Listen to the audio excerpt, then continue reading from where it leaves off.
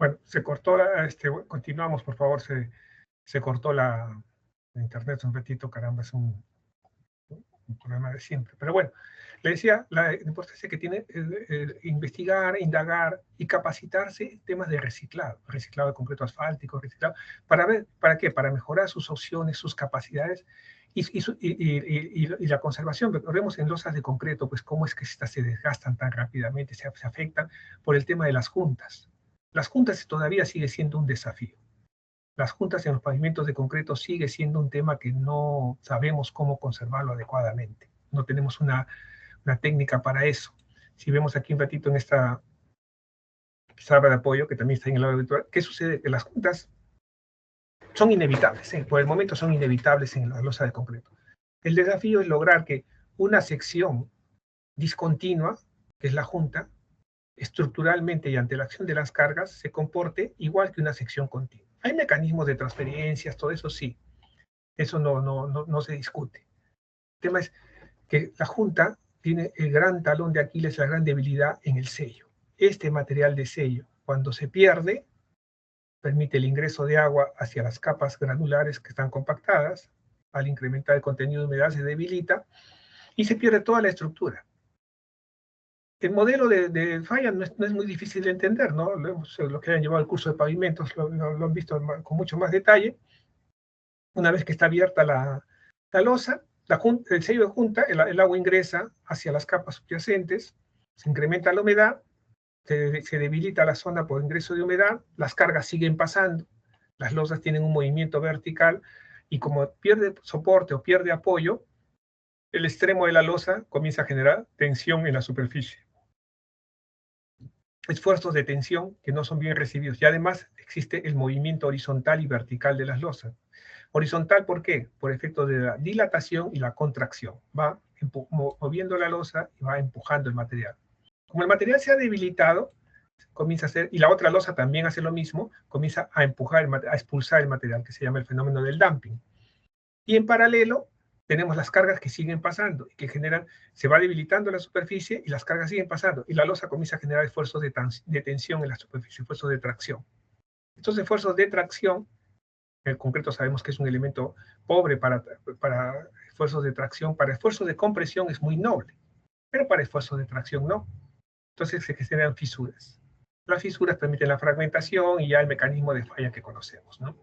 La losa de concreto es una estructura, como digo, muy noble para esfuerzos de compresión. Nuestro desafío, todavía lo tenemos bastante abierto y pendiente, es qué hacer con los sellos, con el sello de juntas. Y qué hacer cuando nos encontramos inevitablemente con un buzón.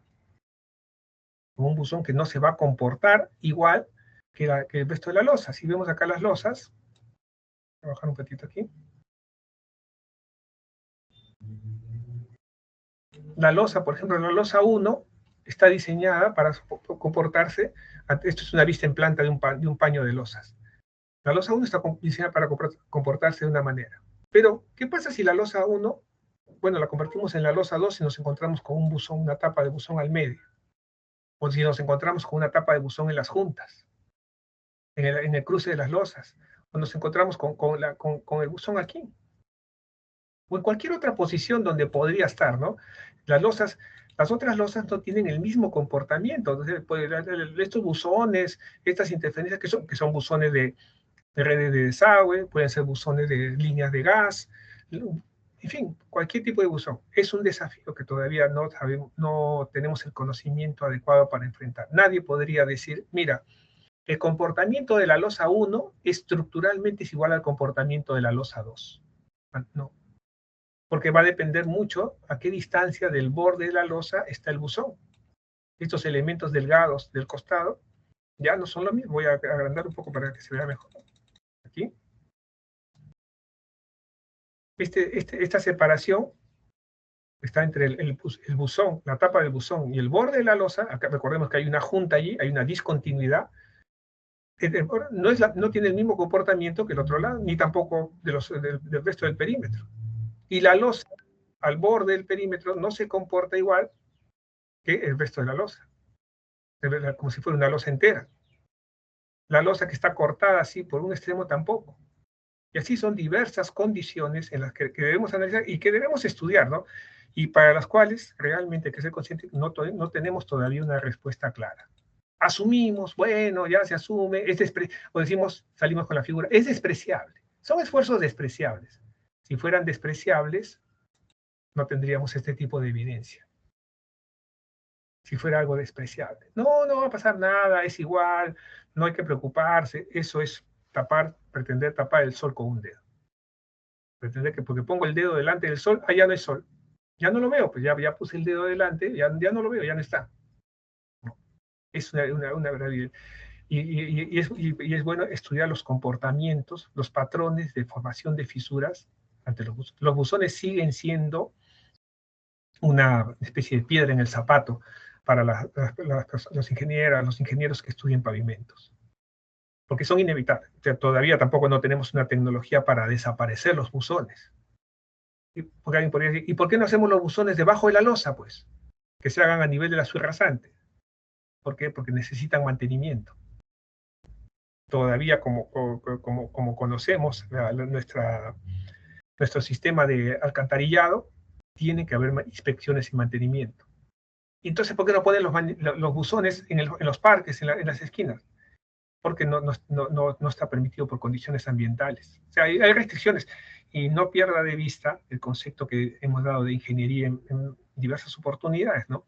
Lo que hace la ingeniería es resolver problemas reales, dar soluciones prácticas para problemas reales, pero en un marco de restricciones, de condiciones de, bueno, mire, hay esto, hay el otro, hay estas restricciones de presupuesto, hay estos aspectos que no le permiten pues continuar. Un ratito, por favor, creo que hay un mensaje. ¿Hay alguien mensaje? Ah, no, disculpe, me pareció que alguien había entrado al salón y estaba levantando la mano. Bien. Entonces le decía, estos todavía son desafíos muy interesantes por resolver. Los contratos de conservación tienen esa figura. Esa gestión de la conservación se basa pues en buscar primero un contratista que haga la conservación. La conservación a base de un contrato de servicios. No es un contrato de ejecución de obra, es una de las primeras cosas que debemos entender en nuestra cabeza. No se trata de un contrato de ejecución de obra donde necesitamos, se sabe que cumplirla. Es otro enfoque. Y para poder entender un poquito este otro enfoque, allí en el aula virtual les he cargado estos términos de referencia de un contrato de conservación por niveles de servicio, para que vean un poco la diferencia que hay respecto a un contrato de ejecución de obra. En la unidad anterior,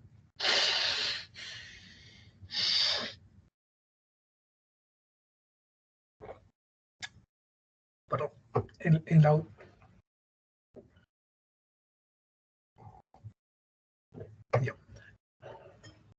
la unidad anterior, cuando hemos estado hablando sobre los contratos de ejecución de obra, la gestión de ejecución de obra, hemos visto los componentes que tiene el expediente técnico, que tienen que al contratista ejecutor de obra, tienen que entregarle un expediente técnico donde están todas las instrucciones, están los planos, el estudio de suelos, canteras, el estudio de geología, el estudio de drenaje, el estudio de topografía, el trazo, en fin, todas las condiciones para que pueda ejecutar la obra. Está el plan de trabajo, el presupuesto, y el contratista tiene que presentar una oferta y hacer un plan de trabajo para ejecutar la obra dentro del plazo y el costo previsto, ¿no? Bueno, y ese es su trabajo. En un contrato de conservación, el contratista lo que hace es cumplir un estándar requerido por el cliente. Vamos a ver un ratito aquí estos términos de referencia para que puedan, está en el aula virtual cargado, ¿no? Usted lo ve aquí, y son los términos de referencia que son las condiciones que nos pide el cliente. Este es un contrato de conservación, de gestión, servicio de gestión, mejoramiento y conservación vial por niveles de servicio del corredor vial de Mollepuquio, Chinchaypugio, Cotabambas, Tambobamba y Chalhuahuacho. Establece todo un sector bastante extenso. Y aquí nos da, primero, lo que hay que revisar, qué cosa comprende, ¿no? El área que se realiza el requerimiento, las denominaciones, alguna nomenclatura, generalidades, la finalidad pública, el objeto y la concepción del marco. ¿Para qué es este contrato? ¿Cuál es el objetivo? Los términos de referencia, por pesados que nos parezcan, por largo que parezca, es el documento que hay que revisar para poder brindar un servicio. Establece las obligaciones que tienen que cumplirse. No, uno no puede evadir esas obligaciones, son sus condiciones. Establece la ubicación de los tramos de carretera comprendidos. Como no es un solo tramo de carretera. Si vemos aquí en el... Voy a avanzar un ratito aquí a la página 10.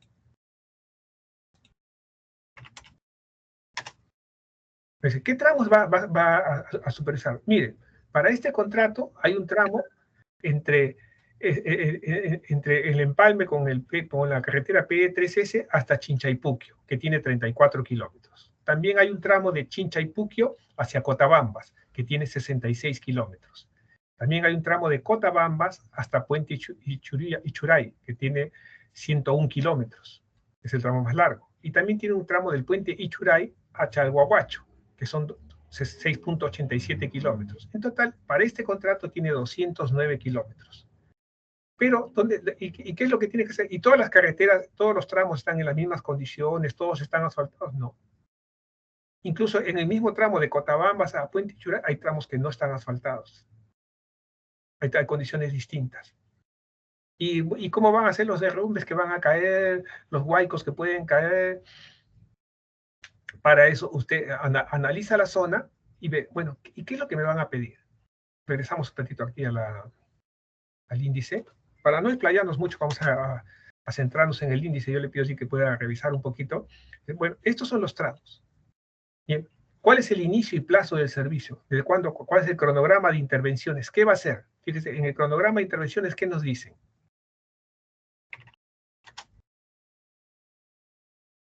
Esto es lo que usted tiene que hacer. Tiene acá el año 1, el año 2, el año 3, el año 4, el año 5, el año 6, el año 7 y el año 8. 8 años va a trabajar, durante 8 años. Y este es los primeros 6 meses va a ser un plan de mejoramiento, un plan de conservación. Va a ser un relevamiento de la información. ¿Relevamiento qué quiere decir? Recopilación de información. Pero también va a ser conservación rutinaria. Eso o sea, no es que, oye, bueno, vamos descansando. No, no, no. En paralelo hace conservación rutinaria durante los 2 primeros años. Luego hay mejoramiento de soluciones básicas, que comienza después de 6 meses del primer año de servicio hasta el final del año 2. Luego hay conservación rutinaria después del mejoramiento. Ya hizo las mejoras, ya correcto, sigue haciendo conservación rutinaria, pero ya no en las mismas condiciones, porque ya hizo mejoras. Ya limpió la vía, ya niveló, ya la vía está en otras condiciones. Por tanto, su costo de mejoramiento ya no es igual. Es como si yo le entregara un terreno todo sucio, lleno de desmonte, y le digo, bueno, hay que hacer una conservación. Pero está todo lleno de basura, claro. Tiene 2 años para habilitar el terreno. Una vez que lo ha habilitado, siga conservándolo en buen estado. Sí, pero ya es distinto. Ya está mejor. Ya hay conservado. Y la conservación periódica, ¿cuándo se hace? Se hace en el año 6. Mire, después de 1, 2, 3, 4, 5, después de 6 años que está trabajando, ahí hace la conservación periódica. ¿Para qué?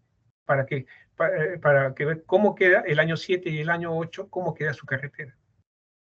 Entonces, la figura es muy interesante porque, por ejemplo, este es un contrato de 8 años. No, pero 8 años, ¿qué voy a hacer? No, es que parece mentira, pero la perspectiva de trabajo es muy buena. Y sobre todo la perspectiva que tiene y el flujo de caja para esto. Las valorizaciones, oye, y la necesidad de personal, y la necesidad de materiales, y dónde nos vamos a almacenar. Ya está muy bien, pero tenemos, según lo que nos dicen aquí, no, bueno, aquí, según lo que nos decía en este cuadro anterior, tenemos 209 kilómetros. ¿Dónde ponemos el campamento? ¿Dónde va a estar la gente? ¿O un solo campamento o varios campamentos? ¿Dónde va a estar? ¿En el primer tramo, en el segundo tramo, en el tercero? ¿O cuántos campamentos ponemos? Recuerde que tiene que trabajar en simultáneo. Entonces lo obliga a planificar muy bien su trabajo. Porque como ve, no es que va a estar ociosa ni ocioso, no. Tiene mucho trabajo por hacer. La conservación rutinaria, si bien es cierto, se hace en los 2 primeros años, pero en todos los tramos. Esto hay que entenderlo. Bien, no es que se va a hacer, oye, en un sector, no, esto es en todo el tramo de la vía. El plan de mejoramiento que se hace en 6 meses incluye todo el tramo, los 200 y pico de kilómetros. El plan de conservación, igual, se hace en los primeros 6 meses, sí, pero es para todo el tramo, para toda la longitud de la vía. Y estas son las fechas en las que se hace, pero el alcance siempre sobre los 200 kilómetros, sobre el total. No se entienda equivocadamente que conservación rutinaria en este sector. No, este no es un sector, esto es un periodo de tiempo. Yo insisto un poco en esto porque es una confusión que he visto de entendimiento en algunos casos.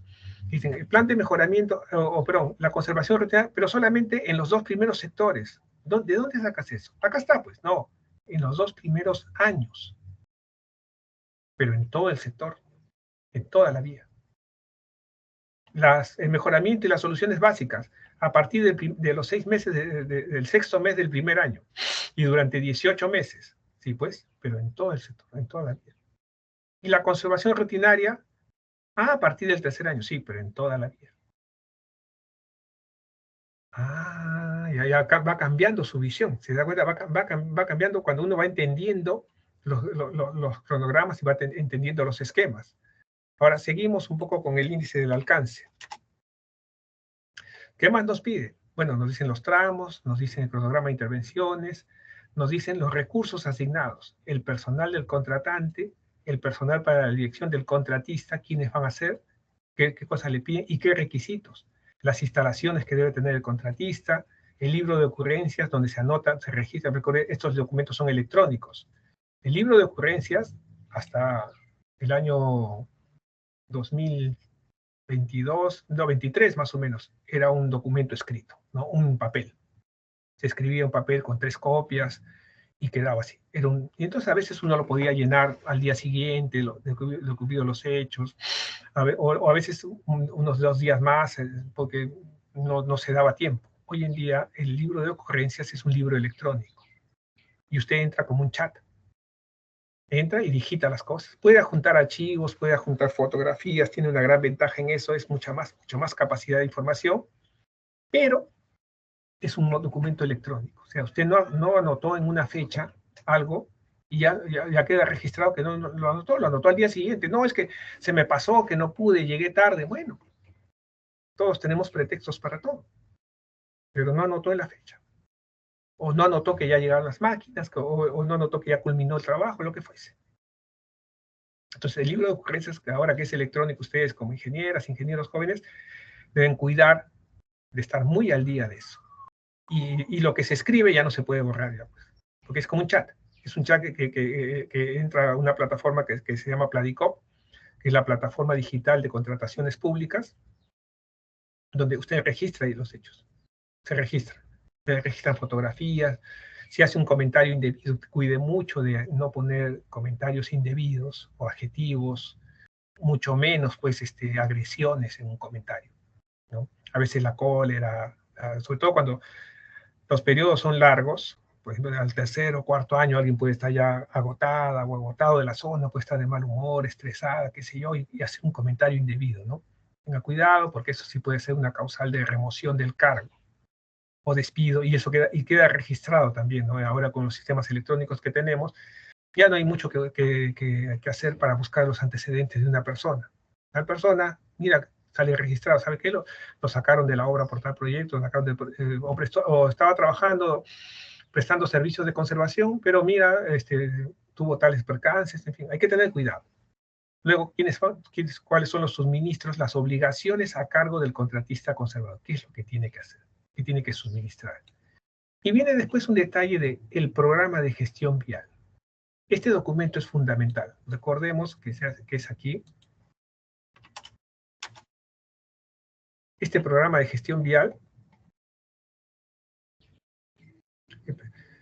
o el que se parte del plan de conservación, se hace en los primeros 6 meses. Mientras va haciendo, si se da cuenta, en los primeros 6 meses, no hace mejoramientos, no hace reparaciones, no. En los primeros 6 meses hace el plan de mejoramiento, el plan de conservación, el relevamiento de información, pero ya está haciendo en paralelo la conservación. En todo el tramo, ¿ah? No, o sea, no se entienda, insisto en esto, no se entienda que porque son los primeros 6 meses es una parte, no, en todo el tramo. Entonces, el despliegue de recursos usted lo tiene que planificar, porque tiene que cumplir esas obligaciones. No, solamente es trabajo de mantenimiento, pero en los primeros 6 meses tiene que hacerse todo ese trabajo. ¿Y cómo hace este trabajo de conservación? Este programa de gestión vial, pues tiene que ver cuáles son los informes que tiene que presentar, los informes mensuales, así como hemos visto en los términos de referencia, recuerde, para elaboración de un expediente técnico, los informes mensuales, los informes anuales, los informes de evaluación de la condición del corredor, el informe final y el informe final del servicio, tiene que revisar cuál es el alcance y revisar cómo va a ser el flujo de caja, cómo nos van a pagar ese trabajo.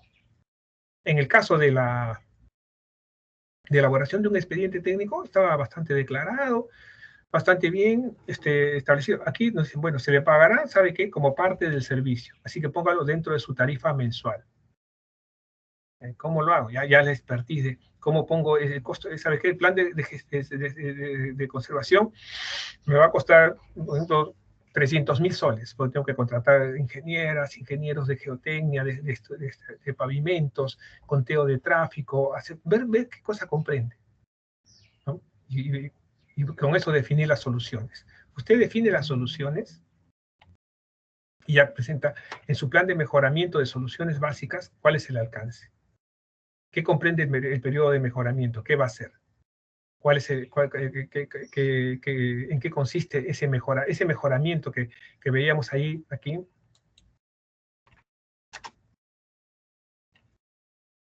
Este mejoramiento que vemos aquí, mejoramiento que comienza a partir del 6º mes del primer año, ¿en qué consiste?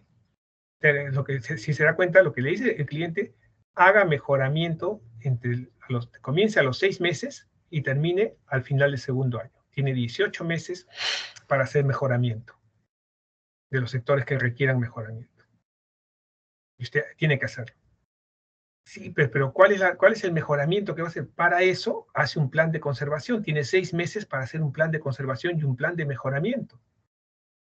Acá tiene un plazo para hacer. O sea, yo no le voy a decir qué hacer.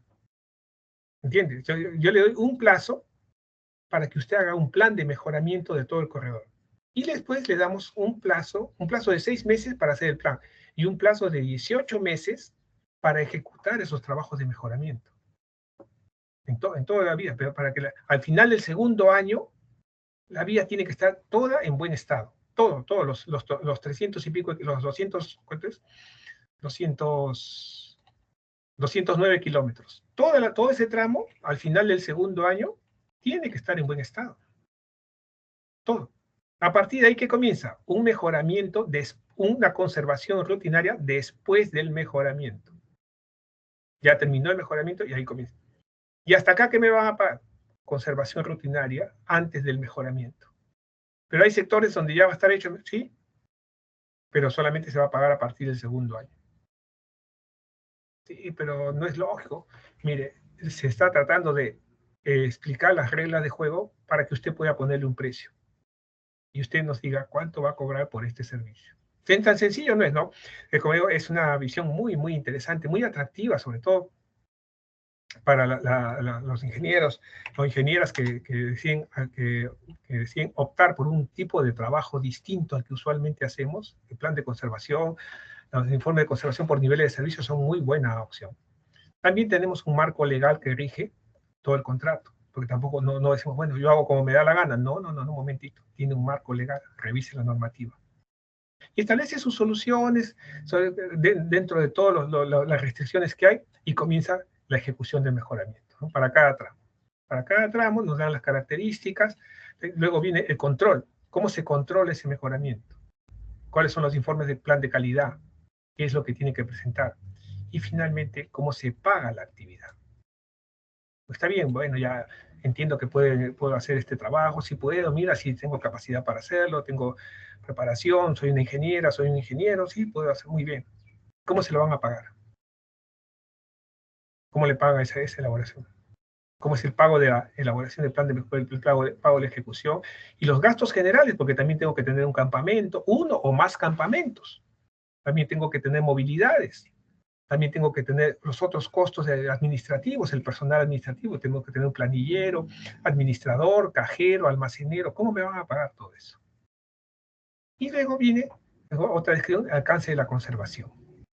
¿Qué comprende el plan de conservación vial? ¿Qué cosa comprende? Pues un detalle bastante extenso, yo le pido que se tome un tiempo de revisarlo, y ver cómo son las actividades, todo eso. Y vienen las condiciones de transitabilidad que tiene que brindar. ¿Qué significa la transitabilidad? Para que el cliente, el usuario, circule en condiciones de confort y seguridad durante los 8 años que usted va a estar ahí, porque usted va a estar a cargo de ese trabajo. El ministerio o la entidad le va a dar algunas condiciones básicas, pero usted va a ver cuál es la transitabilidad. Y si se da cuenta, no es igual para todos los tramos. Acá tenemos para el tramo 1 unas condiciones. El tramo 1, ¿qué comprende? Desde el kilómetro 00 hasta Chinchaypuquio en una longitud de 34. Para el tramo 2, que comprende de Chinchaypuquio a Cotabambas, una longitud de 66 kilómetros, son otras condiciones. Para el tramo el tramo 3, de Cotabambas a Puente Ichuray, con una longitud de 100 kilómetros, otras condiciones. Y nos dicen también en cada uno, como ve usted, bueno, ¿qué significa hacer la conservación antes, la conservación después? ¿Qué es el mejoramiento? ¿Qué trabajo va a hacer? ¿Y qué significa hacer conservación periódica al 7º año? ¿Qué significa eso? Recuerde, regresamos otra vez al cronograma. Y dice, bueno, ¿por qué al 7º año? Porque en el año 6 usted hace una conservación periódica, hace una intervención, que obviamente es pagada, claro que es pagada, pero se entiende, y eso es un entendimiento muy bueno de parte de la entidad, que mira, este mejoramiento que hizo aquí en el año 1 y 2 se ha ido fatigando. Este trabajo se ha ido fatigando, pero no se fatiga de inmediato, le está dando 1, 2, 3, 4 años. Luego de 4 años, se evalúa cómo está, por eso que hace estos informes de relevamiento de información anualmente, va haciendo para ver cómo se ha ido fatigando. Depende cómo se haya ido incrementando el tráfico. Y se define cuál es la conservación periódica, qué es lo que hay que hacer en el año 7 o a final del año 6, en este caso. Pues está bien, usted hizo un mejoramiento. Ahora ha comenzado a circular más vehículos, la vía está en mejores condiciones, hay más cargas, y durante el año 3, el año 4, el año 5, hasta mediados del año 6, el pavimento, las mejoras que usted ha hecho se han fatigado. Entendemos perfectamente eso. Ahora hay que hacer una conservación periódica, una intervención más fuerte, pero solamente durante 6 meses o 4 meses. ¿Qué es lo que hay que hacer? Se define y a partir del año 7 y año 8 se hacen evaluaciones sobre sobre ese mejoramiento periódico que se ha hecho. Y es por eso que aquí en el índice tenemos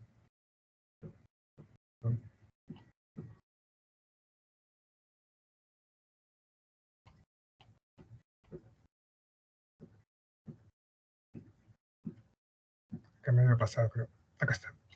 Conservación periódica al 7º año. ¿Qué comprende y cómo se controla a partir de allí? Ya no es conservación rutinaria, ya hay una conservación periódica. Hay que entender esos conceptos, yo le puedo entender perfectamente, pero son muchas cosas que hay que hacer. Es que nuestro trabajo es así, nuestro trabajo como ingeniera, como ingeniero es así. Comprende muchas cosas. Y la eficiencia que tengamos sobre nuestro trabajo y la mayor productividad que logremos alcanzar depende mucho del entendimiento del trabajo que vamos a hacer. Cuando no entendemos el trabajo que vamos a hacer, no nos hemos capacitado, no nos hemos preparado, puede ser que digamos, no, bueno, así nomás, esto no es el así nomás. El así nomás, que ya vamos viendo, eso lo dice una persona que no tiene mayor conocimiento de lo que va a hacer, y quiere improvisar, quiere hacer, bueno, cosas irregulares o cosas indebidas, ¿no? Una persona que hace un ejercicio profesional es consciente que primero que necesita es capacitarse y prepararse en aspectos técnicos. ¿Cómo usted se ha preparado? Usted se ha preparado en mecánica de suelo, se ha preparado en diseño de carreteras, se ha preparado en tecnología del concreto, en diseño de pavimentos, en diversos cursos se ha preparado, ¿no? A lo largo de su carrera. Ahora tiene que ejercer, pero tiene que entender qué cosa le pide, para que usted pueda correlacionar ese conocimiento, ese bagaje que tiene de conocimiento en su cabeza con las necesidades del mercado. Y pueda visualizar, bueno, a qué se va a dedicar, qué va a hacer. Va a ser diseñador, va a ser diseñadora, va a ser supervisión, va a ser construcción. En cualquier caso tiene sus particularidades. Ninguno de los contratos es fácil. O sea, es una cosa de, así nomás. Quien diga eso, bueno, eso probablemente no lo cumpla de manera consciente, ¿no? No sea una persona, me imagino que sea, porque es la única forma de decir que se hace así nomás. Quien diga, no, así nomás, no es no está haciendo lo más correcto. Es como si le preguntara a usted, imagínese que un sobrino o un hermano menor le preguntara, ¿es muy difícil ser ingeniera civil? ¿Es dificilísimo? ¿Es algo muy...? No, pero tampoco es fácil. Tampoco es fácil. Es una condición normal. Que tiene que tener poderes especiales para ser ingeniera civil, para ser ingeniera, necesita capacidades extraordinarias, no, simplemente tiene que estudiar y esforzarse. Que hay algunas personas que no estudian y terminan, claro, como en todo, por supuesto que sí. Ahora, ¿usted quiere ser de esas personas? Decisión personal. ¿Usted quiere ser una profesional o un profesional que realmente sea reconocido por su conocimiento, por sus aportes? Perfecto, tiene que capacitarse nada más y entender qué pide el mercado para que pueda usted brindar cada vez más y mejores servicios y usted sea cada vez más elegible en el mercado. Sea una persona, con los años, con el tiempo, usted va siendo cada vez una persona más elegible.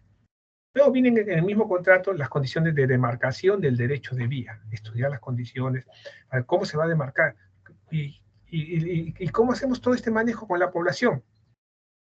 Tenemos, bueno, vamos a ver un ratito el alcance de emergencias, pero quiero, antes de pasar al alcance, el alcance de gestión de control de pesos, porque ¿cómo sabemos cuánto se va a desgastar? El periodo de control, ¿cada cuánto tiempo controlamos los pesos? Porque los pesos son fundamentales, las cargas, la presión de inflado de las llantas.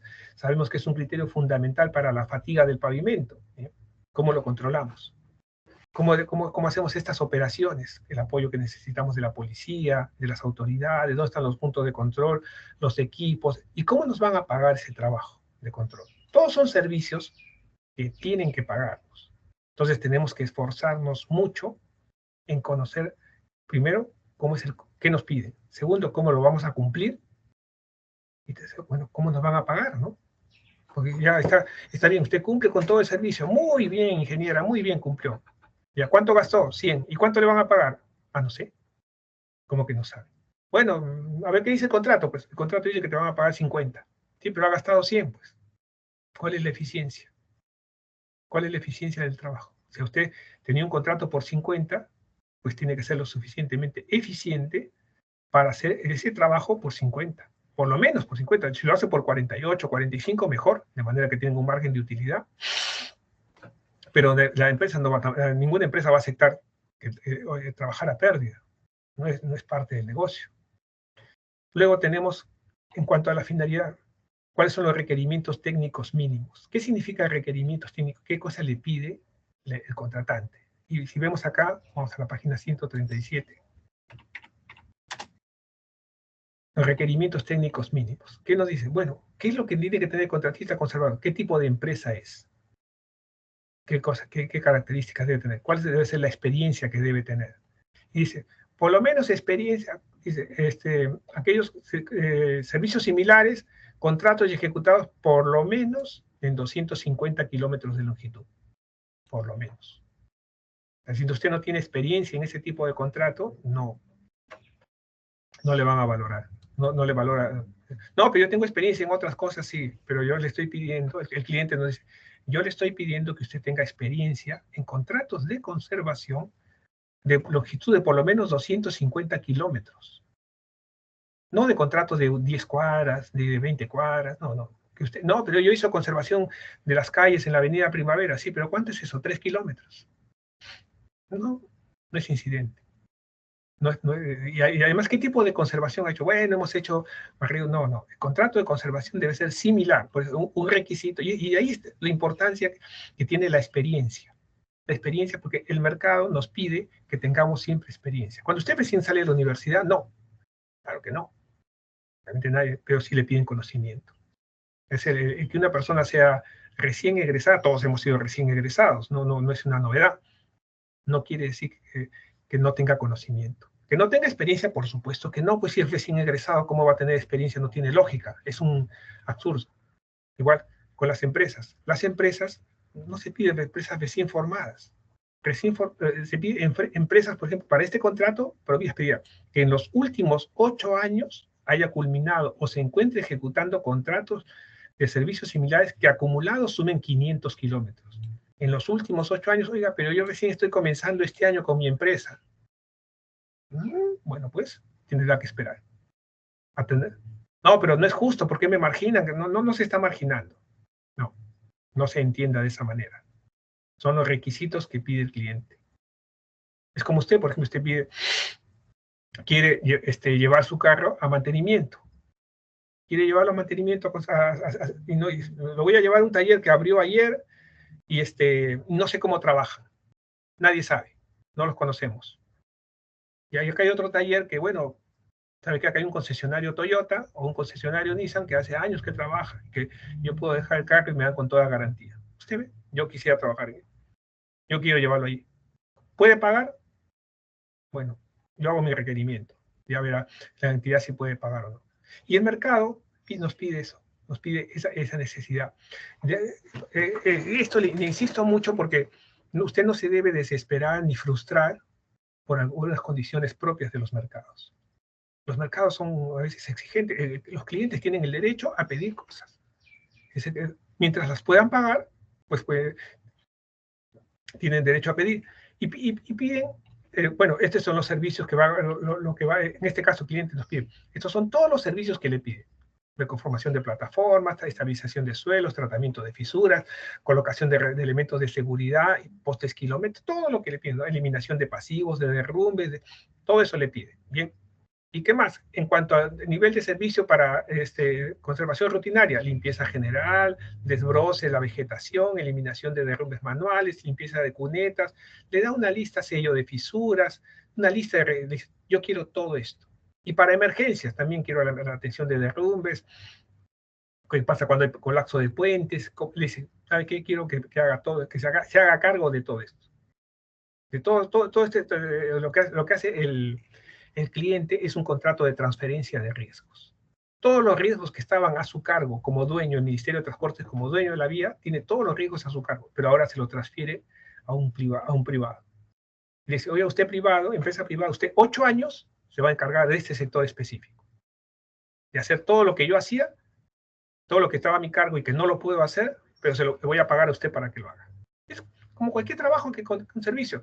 ¿Por qué contrata usted un servicio de un subcontratista? Porque es más eficiente, lo hace más rápido, es un experto o una experta en el tema. Es lo mismo. ¿Por qué el ministerio contrata a una empresa para que haga este servicio de mantenimiento? Es más hábil, más rápida, le sale más a cuenta, es mucho más eficiente, tiene un mejor control de calidad y le transfiere todos los riesgos. Y le dice, bueno, eso es lo que yo le pido. Le estoy pidiendo toda esta experiencia, estos contratos. ¿Y con qué personas? También le pido personas. Bueno, necesito un gerente vial. ¿Y ese gerente vial qué características debe? Bueno, debe ser un ingeniero civil, ¿ya? Cumplo. ¿Cuántos me pide? Uno, ok. ¿Qué experiencia debe tener ese gerente vial, ese ingeniero civil que está proponiéndose para el gerente vial? Debe tener experiencia en ejecución de obras, en estudios definitivos, en supervisión o en servicios de conservación. ¿Qué experiencia puede tener? Por lo menos 2 años de residente, de supervisor de conservación, de especialista, de jefe de supervisión, por lo menos 2 años, por lo mínimo que le piden. ¿Qué más? Debe tener certificados de que el proyecto estuvo en el que intervino y la empresa empleadora, ¿quién fue? No solamente que diga, ¿sabe qué? Yo trabajé en tal parte. No, un certificado le piden. El certificado del cargo desempeñado, un formato oficial ante la entidad contratante. ¿Qué cargo ha desempeñado? Yo he sido jefe de proyecto, hay muchas personas que fanfarronean, ¿no?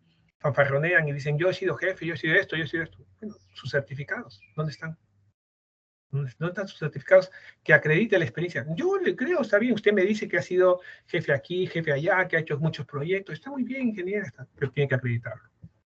Tiene que acreditarlo con un documento. Y además, como requerimiento académico, le piden estudios de maestría en ciencias de administración o finanzas, en gerencia, gestión de proyectos, en gestión de la construcción, gestión de transporte, ingeniería, cualquiera de estas maestrías. O diplomado, posgrado, postítulo, cursos de especialización en transportes, conservación vial, con un mínimo de 200 horas lectivas. Tampoco no es un curso de una semana, ni un curso de 3 horas, no.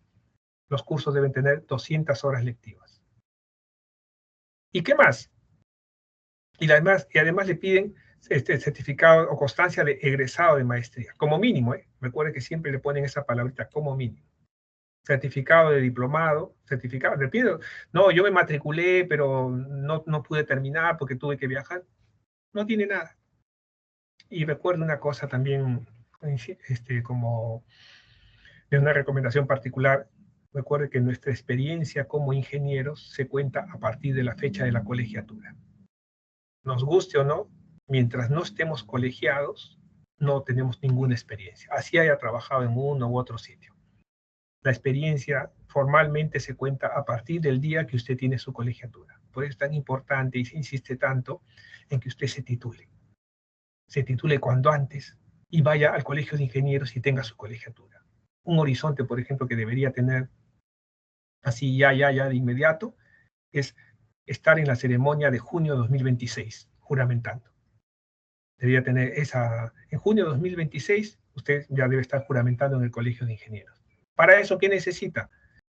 Pues tener el título en abril para poder tramitarlo a tiempo y estar en la ceremonia de junio. Y para tener el título en abril, ¿qué necesita? Haber sustentado en febrero. Y para sustentar en febrero, ¿qué necesita? Y así usted va retrocediendo de manera a hacerse su propio cronograma. Porque nos piden una serie de acreditaciones. Para ser gerente vial, para ser residente, lo mismo, un ingeniero civil, nos piden la experiencia. ¿Qué más nos piden? O sea, eso es lo que nos pide el cliente. Un jefe de estudio, también un ingeniero civil, con estas condiciones y estos requerimientos académicos. Estudios de maestría, estudios de diplomados, nos piden eso. O sea, no podemos evitar que el cliente pida. Lo que tenemos que hacer es enterarnos qué pide el cliente y para ver cómo podemos hacer para cumplir con esos requerimientos. Nos piden un especialista de suelos y pavimentos, un ingeniero civil o ingeniera civil para el cargo de especialista, por lo menos con 2 años de experiencia, con certificados y constancias. Para especialista de obras de arte y drenaje, también un ingeniero civil, ven, ya hay requisito. No, pero yo soy sanitario, yo soy ingeniero geólogo, no puede postular.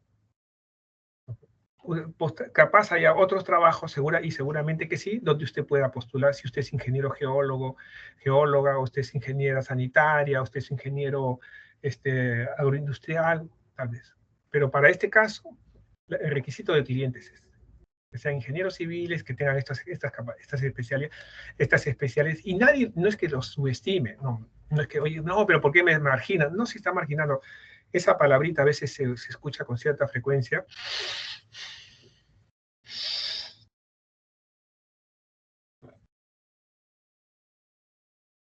Se escucha a veces con cierta frecuencia esa palabrita, pero no es que se esté marginando, son los requisitos que, usted recuerde, el cliente tiene el derecho de pedir lo que cree conveniente. El cliente es así. En este caso, el cliente es el Ministerio de Transportes. Y sobre los otros recursos, la organización de los otros profesionales administrativos, técnicos, operarios, porque estos son lo mínimo que le piden, ya, lo que llaman el personal clave. Pero no, con ese personal usted no puede hacer todo el servicio. Necesita personal administrativo, secretarias, administradores, contadores, planilleros, topógrafos, técnicos de laboratorio, choferes, en fin, necesita un montón de otra gente. ¿Sí? Eso le corresponde al contratista conservador. La forma. Pero todo el personal debe cumplir con las normas de disciplina, de reglamento de seguridad, todo. Usted puede traer 10 técnicos de laboratorio, 5 técnicos de laboratorio, usted lo que usted diga. Usted verá cómo cumple su servicio, pues. O sea, el ministerio lo que dice, mire, yo le digo cuál es el alcance de lo que usted tiene que cumplir. ¿Cómo lo cumple usted? Se vea. Le digo sí, cómo le voy a pagar, sí. ¿Cómo le voy a pagar los gastos generales? Se lo voy a pagar por cada kilómetro ejecutado. ¿Le digo cómo se va a pagar cada tramo? Sí. Pero ahora, le digo qué necesito también. Pero, ¿qué personal lleva usted? Usted vea. ¿Y qué más? Bueno, también le digo cómo van a ser los adelantos para el servicio. Y ahí, como digo, es importante su conocimiento del manejo financiero. ¿Cómo es el manejo financiero para los contratos? En un contrato de 8 años, me van a dar el adelanto, cómo lo amortizan, cómo puede hacer las subcontrataciones, cómo se paga, en cuánto tiempo le voy a pagar. Usted presenta la valorización del mes, ya. Muy bien, vamos a suponer que quedamos en, por decir, 1.000 soles por kilómetro, no, o 100 soles por kilómetro mensual, ¿ya? Esa es la tarifa. Son 209 kilómetros, usted llegó al mes y presenta su factura por 209.000 soles. ¿En cuánto tiempo se paga? No se la pagan al día siguiente, puede haber 30 días. Oye, pero también yo presento la factura con los precios actuales, pero estos contratos es para 8 años. ¿Cómo me van a pagar dentro de 5 o 6 años? ¿El mismo precio? No, para eso hay una fórmula de reajuste. Una fórmula de reajuste que se acepta y se reajustan los precios. Hoy día le pago 100 soles por kilómetro. El próximo año, depende cómo varíen los ciclos, vale 110, 120. Es así. Y usted me dijo que iba a pagarme, son 209 kilómetros y cobraba 1.000 soles por kilómetro mensual. Entonces mi valorización era 209.000. ¿Y qué pasa si no he hecho el trabajo en los 209 kilómetros, sino en 200 kilómetros? ¿Ya? Correcto. Le pago los 200 kilómetros, no los 209, pero por los otros kilómetros que no ha hecho, le pago una multa. Perdón, le aplico una multa. Una multa y una penalidad, que son distintos. La multa es por no haber cumplido y la penalidad es consecuencia de no haber cumplido. A veces dicen, no, pero ya me aplicaron la multa. Sí, pues. La multa es por no haber cumplido con su servicio. Su servicio era cumplir. No ha cumplido. Usted no, es que no, las máquinas se me malograron, el personal se fue, falló el subcontratista, lo que fuese, lo que fuese. Usted no cumplió.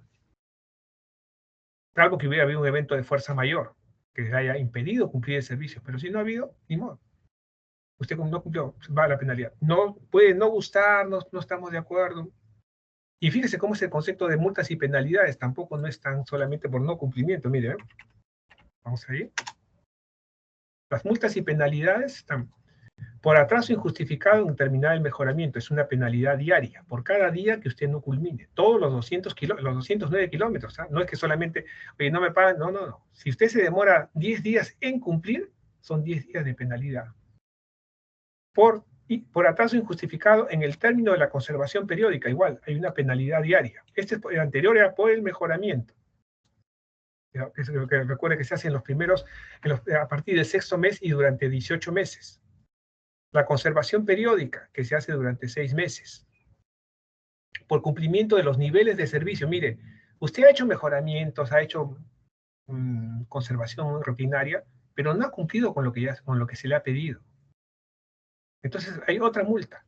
Y así vemos, seguimos avanzando y tenemos penalidad por no atención de emergencias o por demora en la atención de una orden. La entidad le dio una orden, el supervisor le dio una orden de servicio por un defecto que usted tiene, pero sabe que está defectuoso el trabajo que ha hecho y le da una orden de que lo repare.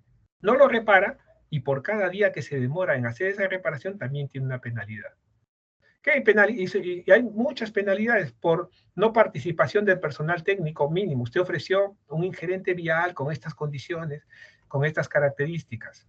Por cada día que no esté ese gerente en obra, por ausencia de gerente, tiene 25% de la UIT vigente. Recuerden, la UIT son como 5.000 soles. Por cada día, 25% más o menos 1.500 soles diarios. Diarios por ausencia de residente 20%, y por cada especialista, ya sea el especialista de estructuras, de trazo, de presupuesto, tiene 20%. Pero si está de vacaciones, oiga, si no lo justifica, tiene una penalidad. Por incumplimiento del tiempo y la forma de presentación, no presentó los documentos del plan de mejoramiento en la fecha que se le pidió, lo presentó a los 2 días, 3 días, penalidad diaria también. por no presentación del plan de conservación. Este es el plan de mejoramiento y este es el plan de conservación. Y así tiene una serie de penalidades. No es tampoco tan sencillo de decir, ah, bueno, pues no cumplo lo que había, pues que lo cumplo después. No. Las penalidades son algo muy incidente en los contratos. En los contratos de conservación, las penalidades. Y si usted no quiere, no logra valorizar, bueno, pues de acuerdo. Usted presentó unas garantías que se pidieron al principio del contrato. Se pidió carta fianza, garantía de cumplimiento, se aplica la garantía. Y bueno, después le explican cómo es la modalidad de selección, el sistema de contratación, cómo se va a ir seleccionando al personal y otras consideraciones, ¿no? Las mejoras que usted puede ofrecer, algunas precisiones, la necesidad del uniforme y el equipo de todo el personal, todo el personal tiene que tener como EPP, pero es que tengo 200 personas durante 8 años para cumplir con todo el largo de la vida. Bueno, está bien, póngale presupuesto. El cliente, la entidad nos dice, yo quiero que usted haga el servicio de esta manera, póngale precio, usted dígame cuánto va a cobrar. No, es que tengo que contratar a una ingeniera, un ingeniero para que me haga un diseño de esos muros, ya dígame cuánto va a cobrar, dígame. Dígame cuáles son las condiciones del slag seal que va a poner, del asfalto, cuáles son los formatos. Y finalmente están los modelos de los formatos. ¿Qué formatos va a usar? Formato por defecto, todos los formatos que va a usar. Y tiene un plano general de ubicación del corredor. Acá vamos a la página 193 y tenemos. Este es el plano general. ¿Sabe que usted va a trabajar en todo este tramo y todos los de las carreteras que están en ese entorno? Todo ese tramo. ¿Y dónde voy a poner el campamento? Usted decida. Pero ¿y dónde voy a poner las movilidades? ¿Dónde va a almorzar el personal? Es un tramo largo, no puedo mover todo el día, todos los días, ¿no? Usted decida, pues. Igual también si le toca supervisar estos tramos, también va a tener que tener una estrategia. Es un contrato muy, muy interesante, muy bonito es este trabajo, porque lo obliga a pensar mucho en cómo plantear su estrategia de conservación. Y además, esos son los requerimientos que nos hace el cliente. Y además, ¿qué tenemos? Tenemos que cumplir con el manual de conservación vial, con las carreteras, con el manual. No, este no es el manual de construcción. El manual de construcción, recuerde lo que hemos visto en la unidad anterior, es la EG 2013. Es el manual para construcción de carreteras. Este es el manual de conservación. También lo he puesto ahí en el aula virtual para que lo pueda visualizar. Y es un documento que bien vale la pena que usted revise. Vamos a ver aquí.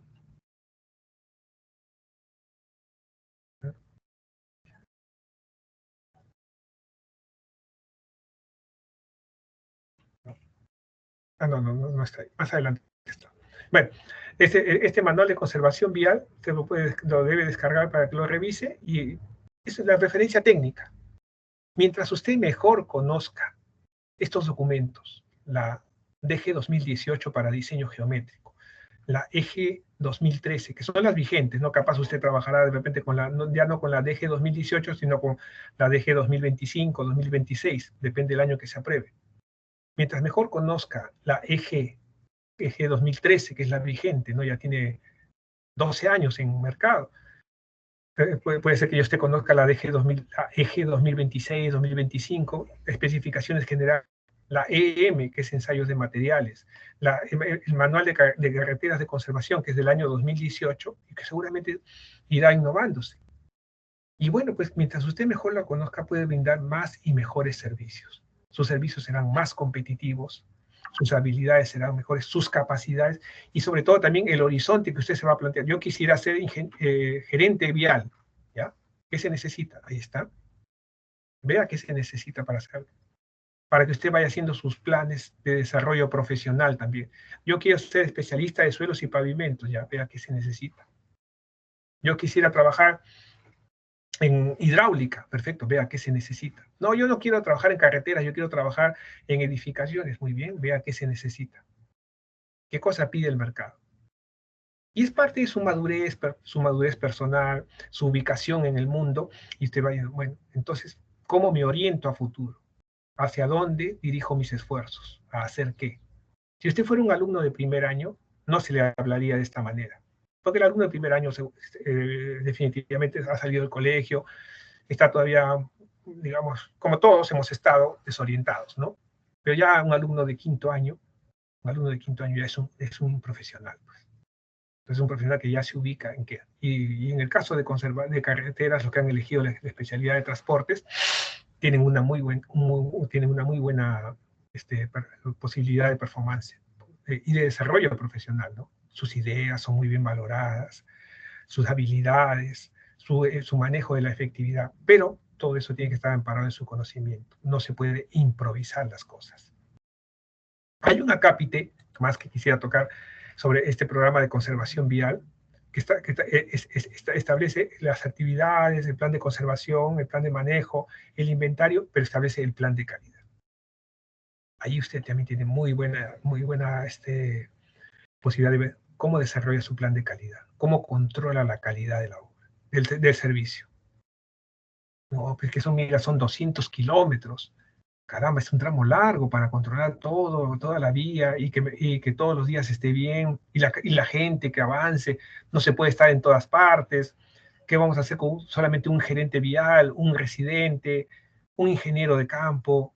Caramba, necesito supervisores, ¿qué más? ¿Cómo hace gestión de la calidad? Y ese es un desafío magnífico para que usted pueda desarrollar un plan de calidad que le permita hacer un monitoreo continuo de las actividades durante 8 años, de cumplimiento de obligaciones, pero con el mínimo costo. No se trata de decir, bueno, entonces hay que contratar un ejército, son 200 kilómetros ya, 200 personas para que controlen, ¿no? No hay presupuesto para eso. Entonces, dentro de las restricciones de presupuesto que tenemos, ¿qué hacer? Ese es su inventivo. Y otra de las cosas del plan de calidad es, bueno, ¿y qué hacemos con los sectores que no se puede hacer conservación, sino hay que arreglarlos definitivamente? Sectores como estos. Sectores donde esto no es conservable, aquí hay que hacer reparaciones. ¿Qué hacemos? Entonces, esa reparación puede estar en parte como parte de su plan de calidad, como condición que esto, ¿sabe qué? Acá no se puede hacer conservación, no vamos a dar un buen servicio rellenando esto con tierra o rellenando con asfalto. Estas son reparaciones previas que tienen que hacerse y tienen que estar en ese plan de conservación. Recuerde cuando hablamos aquí, no, bueno, ya se me perdió, voy a volver a ponerlo acá. Cuando hablamos aquí en los términos de referencia,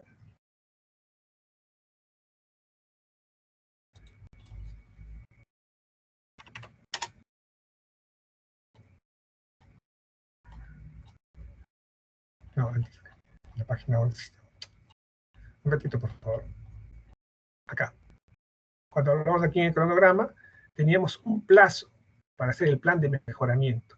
¿Qué cosa se va a hacer y cuál es el plan de conservación, que es distinto? El mejoramiento, el plan de mejoramiento tendrán que ir estas condiciones. Esto no se puede hacer conservación, aquí hay que hacer mejoramientos, hay que hacer reparaciones.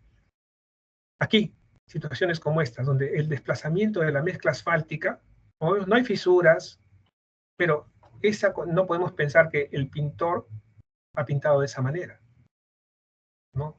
Aquí lo que ha pasado es que las llantas posteriores de los vehículos pesados, ese derrape que viene generando, ha generado desplazamiento de la mezcla asfáltica.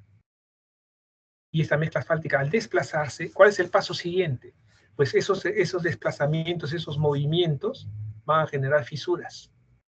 Las fisuras van a permitir el ingreso del agua hacia las capas granulares, lo cual va a conllevar a la falla inminente de la vía. Entonces, es un estado de riesgo de falla inminente. Esto se alerta, se advierte, para que cuando falle, se repare. O en todo caso, se alerta al cliente para decir, bueno, acá, ¿qué necesitamos hacer? Fresar la carpeta asfáltica, hacer un fresado y volver a ponerla, porque la carpeta asfáltica existente ya está deformada. Si usted ve más atrás, la deformación continúa. Aquí este es el detalle en un primer plano y más cercano, pero si usted lo ve un poquito más atrás, la deformación. Y esto se ve en diversos sitios. En las zonas urbanas también se ve este tipo de situación. La sombra negra es la sombra del cable de arriba, porque esa foto se tomó al mediodía, ¿no? Pero la línea amarilla nos delata que hay un corrimiento de la mezcla asfáltica, un desplazamiento. Como parte de su plan de calidad, ¿qué tiene que ver? Los procesos constructivos. ¿Puede haber una segregación? Claro que puede haber segregación por pérdida de temperatura. Está colocando la mezcla asfáltica. Y fíjense, este es un video que yo tuve oportunidad de grabar, donde el contratista, por avanzar más rápido, colocaba la mezcla asfáltica y no cerraba la pavimentadora después de cada volquete. Era su práctica, ¿no? Decía, no, es que así se avanza más rápido. Se demora mucho en cerrar la compuerta y botar todo el material, pero la compuerta, la pavimentadora tiene que quedar vacía. ¿Qué pasa si no queda vacía después de cada viaje? Fíjese la mezcla que está aquí en la esquina.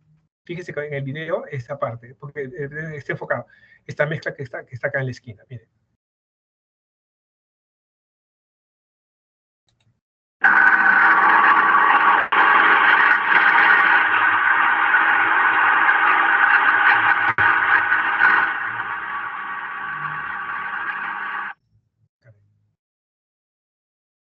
Pero si se da cuenta, lo que quería comentar es, toda la mezcla se va desplazando y va siendo colocada sobre la carpeta. Pero esta mezcla que está aquí en la esquina, todo este volumen, este prisma que está acá, este prisma casi triangular, por la altura que tiene, se queda estancado.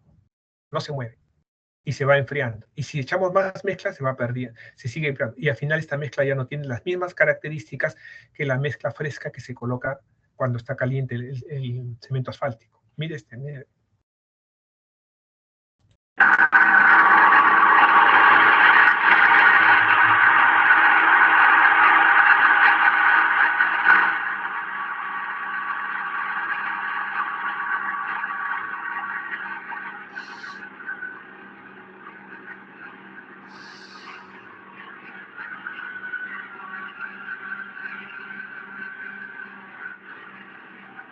Si se da cuenta, la mezcla que va entrando, el tornillo sin fin la va esparciendo y va colocándose sobre la vía. Pero esta mezcla que está aquí almacenada se queda allí y se va enfriando. Se va enfriando y su calidad va perdiendo. Y eso produce segregación. Segregación en la calidad de la carpeta asfáltica.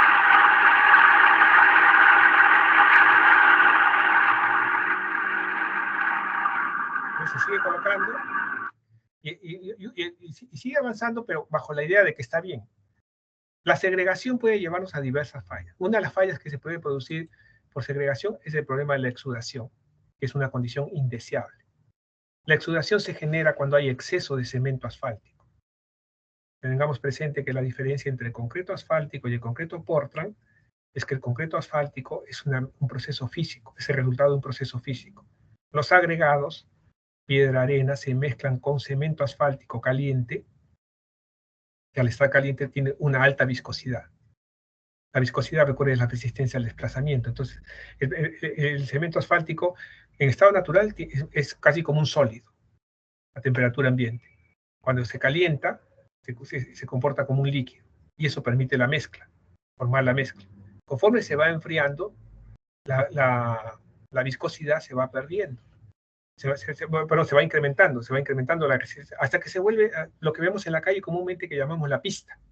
Lo que llamamos la pista comúnmente no es otra cosa que cemento asfáltico frío mezclado con piedra y arena. Nada más es eso. Claro, bien compactado, obviamente que sí, pero si analizamos los componentes es eso, es cemento asfáltico mezclado con piedra y arena. Diferencia con el concreto Portland. El concreto Portland es el resultado de un proceso químico. Los silicatos, aluminatos y sulfatos del cemento reaccionan químicamente con los componentes de los agregados, con los componentes mineralógicos de los agregados. Llámese basalto, arenisca, neix, lo que fuese, y con el agua, con el hidrógeno y el oxígeno del agua. Reaccionan químicamente y generan un nuevo producto que todavía no tenemos un conocimiento de cómo separarlos. No tenemos. En cambio, de la mezcla asfáltica sí se puede separar porque eso simplemente es un proceso físico. La piedra no ha perdido sus propiedades, no ha perdido calidad. Entonces se puede volver a utilizar. Pero cuando hay exceso de cemento asfáltico, se produce este indeseable escenario que vemos en pantalla. Es la exudación del cemento asfáltico. Esto no se puede hacer mantenimiento. Esto requiere una reparación. sobre este trabajo, no es que, bueno, hay que hacer mantenimiento, hay que echarle arena para secarlo, no. El cemento asfáltico no se evapora, no se seca. Y un error gravísimo es echar arena. Se puede echar arena si la exudación es leve, muy leve.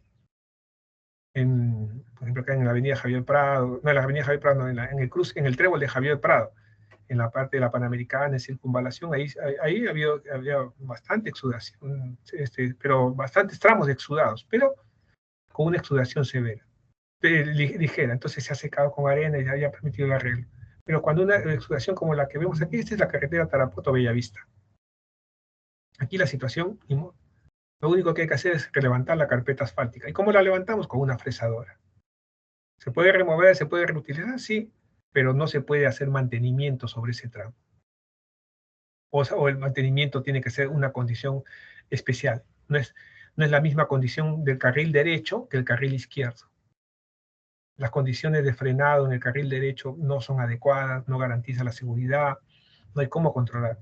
Y es tanta la exudación que fíjese acá, esta es una llave, la llave de un vehículo, y la clavé ahí para que se vea, y mire cómo se queda como una estaca.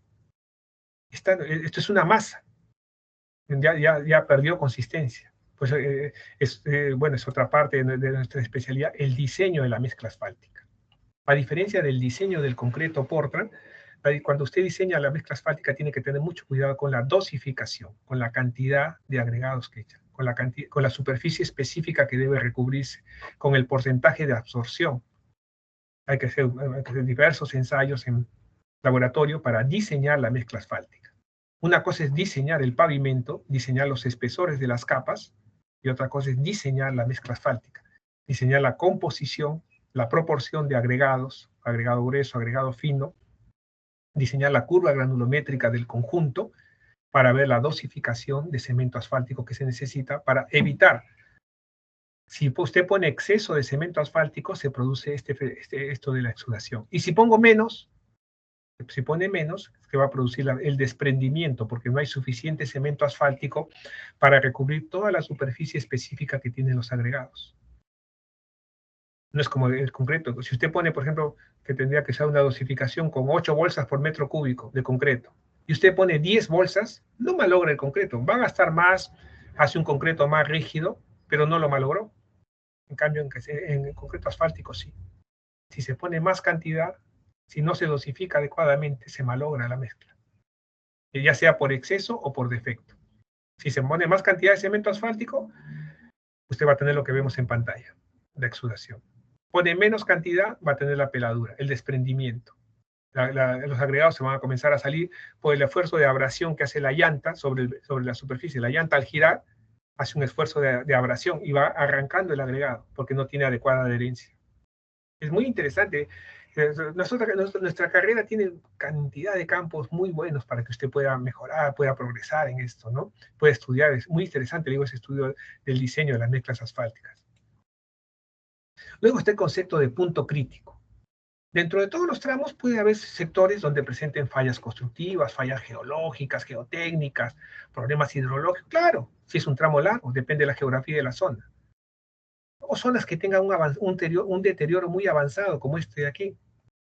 Zonas que están muy deterioradas. Entonces, eso es lo que se llaman puntos críticos. Puntos críticos que deben tener un estudio especial. No son como el resto de los tramos. No, la conservación de esos sectores requiere un estudio especial. Requiere probablemente una reparación, que signifique arreglar, enmendar o recuperar el elemento a las condiciones adecuadas. Estos sectores no se pueden conservar, tienen que repararse. Estos sectores no se pueden conservar, tienen que repararse. Es distinto el concepto de conservación del concepto de reparación.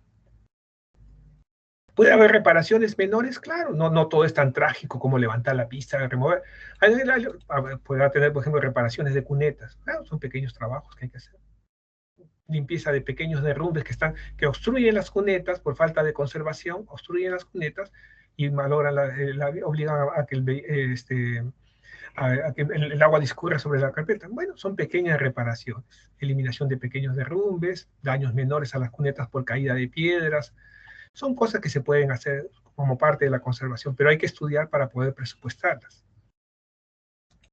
Otro tipo de reparación, agua que se acumula en el eje. Si fuera un contrato de construcción, lo único que quedaría sería levantar la carpeta y arreglar este empalme. Pero siendo un contrato de conservación, no vale la pena. Lo que hay que hacer es dar un adecuado tratamiento al eje con sello elastómero para garantizar la adherencia y impedir que el agua se acumule en el eje. Igual aquí, la berma, en este caso la berma no debería tener el mismo peralte que la curva, la berma exterior. Vemos el sentido de la curva, es una cosa ilógica haber construido de esta manera. Pero bueno, así se construyó. Ya, como conservación, ¿qué se puede hacer? Uno, si es que sale a la cuenta del presupuesto, invertir el bombeo de la cuneta, de la berma, hacia la cuneta. Porque la cuneta no está trabajando, dése cuenta, por gravedad el agua discurre en sentido contrario al que debía ir. El agua discurre por error de construcción, ¿no? Ha sido una falla en el proceso constructivo haber hecho la berma con peralte, teniendo una cuneta aquí. ¿Para qué se hizo la cuneta si la berma tiene sentido contrario? La calzada sí debía tener peralte, de acuerdo, pero la berma no. La berma debía discurrir hacia la cuneta debía estar más abajo. Entonces ya eso se expone y se le dice al cliente, mira, aquí no es cuestión de mantenimiento, aquí hay que hacer reparaciones. Que se pueden hacer, claro que se pueden hacer, siempre y cuando las pague. Otra de las obligaciones que está a su cargo es la conservación de la franja de derecho de vía. La franja de derecho de vía es una franja que se establece en toda obra vial, en todos los contratos está, y que permite delimitar lo que es propiedad del Ministerio de Transportes respecto a la carretera. La propiedad del Ministerio de Transportes no es solamente lo que vemos como calzada, no solamente es el tramo que vemos donde está la pista, ¿no?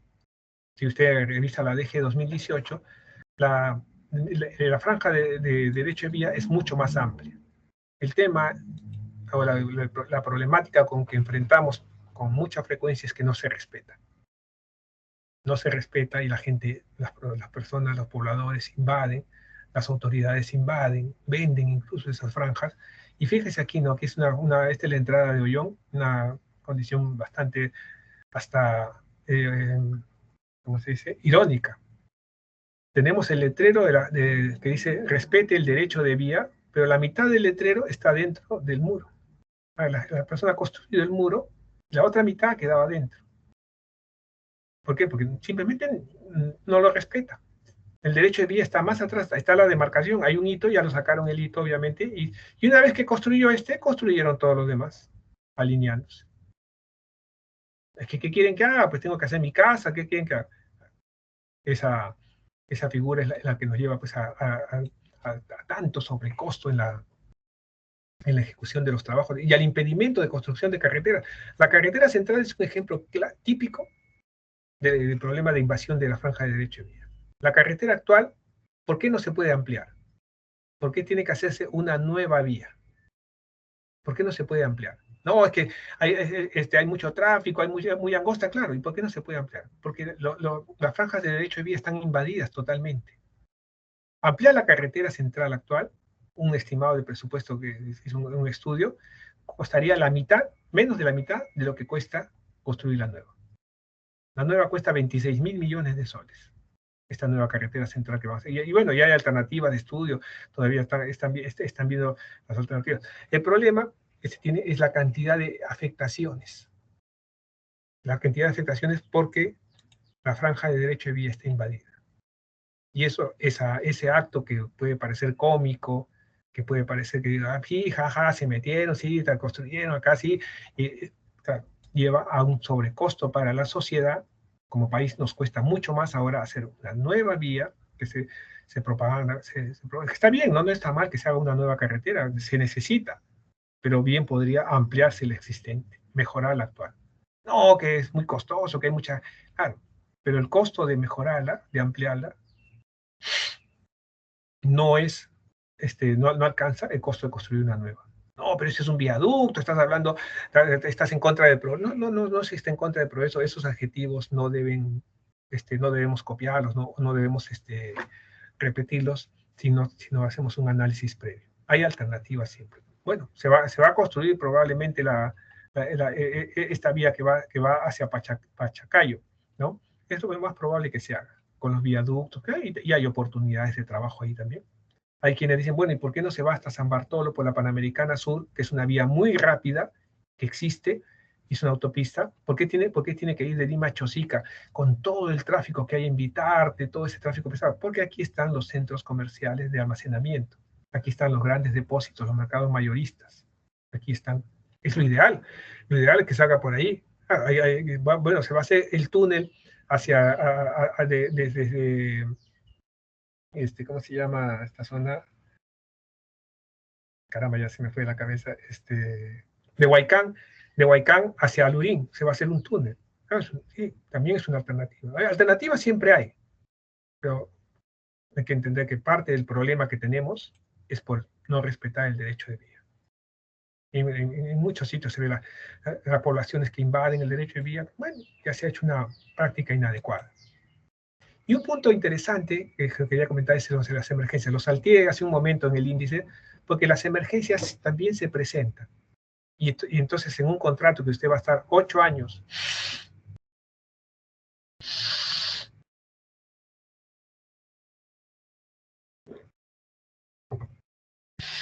usted va a estar 8 años haciendo en la misma zona, de hecho que pueden ocurrir derrumbes con diferentes condiciones topográficas, diferentes climas, periodos de lluvia, puede haber fenómeno del niño, claro. Entonces, ¿qué es lo que usted hace? Hace un plan de emergencias. ¿Y cómo va a atender esas emergencias? Hay una norma técnica para atención de emergencias viales. La norma que ahí tiene para que la pueda descargar de internet. Y ahí en el aula virtual le he puesto este acápite de emergencias. El acápite de emergencias que está en el contrato, lo he separado porque no solamente prevé situaciones de emergencia, o sea, los hechos que ocurran, sino también las situaciones de riesgo potencial. ¿Qué es un riesgo potencial? Aquel que puede ocurrir de manera eminente. Son situaciones de riesgo potencial. El caso, por ejemplo, de un derrumbe que no ha ocurrido ya, pero ya está, es inminente, un deslizamiento de la plataforma. Son situaciones de riesgo potencial. Y hay que estudiar cómo se trata, porque cómo nos van a pagar. Por ejemplo, nos dicen, ¿qué pasa con los derrumbes? Ya, la condición de este contrato es, si los derrumbes son mayores a 200 metros cúbicos, se pagan por metro cúbico.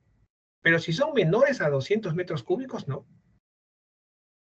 Si un derrumbe es menor a 200 metros cúbicos, está dentro de su presupuesto limpiarlo. Pero si es mayor por evento, ojo, no es que, voy a esperar que vayan acumulándose y cuando llega a más de 200 recién lo limpio. No, no, no. Si cayó un derrumbe de 180, usted lo limpia. Si cayó un derrumbe al día siguiente de 160, también. Si a los 2 días cae un derrumbe de 150, también. No es que lo va sumando. Esa estrategia no funciona. Nadie le hace caso con esa estrategia. ¿Y qué se paga? La logística utilizada. Puede haber situaciones de pérdida de plataforma, desborde de ríos, aluviones, obstrucción por efecto de accidentes, claro, todas esas son situaciones de emergencia, erosión de la plataforma, defensas ribereñas. Dan una lista de ejemplos, ojo, no son limitativos, son los ejemplos. Pero también nos habla de lo que es el riesgo potencial. El riesgo potencial es aquel que puede ocurrir, no llega a ser una emergencia, pero es una situación de riesgo y genera en un futuro inmediato una situación de interrupción del tráfico o inseguridad para el usuario. Entonces tiene que repararse. Y para poder repararse o para poder tratarse de manera preventiva, el contratista tiene que sustentar la necesidad de que se ejecute el trabajo. La entidad contratante lo aprobará, pero el contratista es el que sujeta. Y ahí establece todo el procedimiento que debe cumplir para poder hacer esta situación de riesgo potencial. Puede ser que haya una pérdida de plazoletas, de cruces, de pases peatonales, pases vehiculares, paradas de buses, es decir, lo que se necesite, o sea, lo que usted vea. Y para eso, para poder hacer el trabajo, necesita una orden de servicio, para que el contratista prepare el diseño, prepare el expediente técnico de sustento, y luego viene una orden de autorización del servicio. Son dos órdenes distintas. Una orden de servicio para que el contratista prepare los diseños y una orden de autorización para que ejecute ese servicio. Hay que entenderlo bien esto. Bueno, requiere un poco de paciencia, estudio detallado, pero se necesita para que usted pueda cobrar y pueda valorizar su trabajo. Y también, si usted es responsable de la otra parte, para que pueda pagar. Para que pueda, porque finalmente, bueno, ya se atendió el trabajo, sí, ya. ¿Y cómo me paga? ¿Cómo me van a pagar este trabajo? ¿O cómo, o cómo voy a autorizar? El contratista, vamos a pensar que usted es supervisora, supervisor de obra, y el contratista le dice, mira, son 50.000 soles por haber hecho este trabajo. ¿Y por qué le voy a pagar 50.000? Porque finalmente es dinero del Estado, que usted que está fiscalizado, ¿no? Y tenga cuidado siempre con el tema de la malversación de fondos. ¿Por qué le voy a pagar? ¿Qué recursos ha utilizado? ¿Qué procedimiento se ha seguido? No hay sorpresas en esto.